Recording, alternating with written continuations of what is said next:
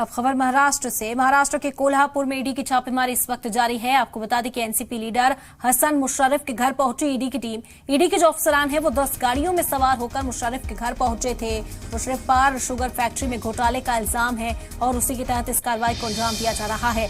इससे पहले भी आपको बता दें कि कई बार उनके मुख्तलिफ ठिकानों पर ईडी की छापेमारी देखी गई है और आज भारी नाराजगी का इजहार आसपास के लोग करते हुए नजर आए। जो हिमायती थे वो बड़ी तादाद में यहाँ पर जुटे हुए थे और इस कार्रवाई की मुखालफत कर रहे थे, लेकिन ईडी अपना काम करती हुई, काम को अंजाम देती हुई इस वक्त नजर आ रही है।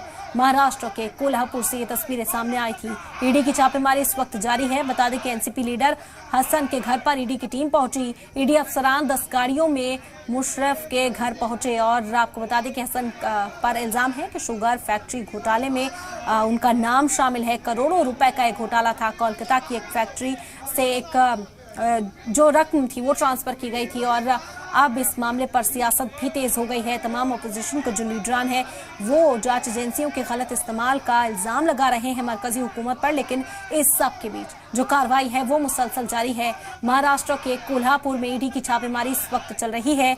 एनसीपी लीडर हसन मुशर्रफ के घर पर ईडी की टीम पहुंची।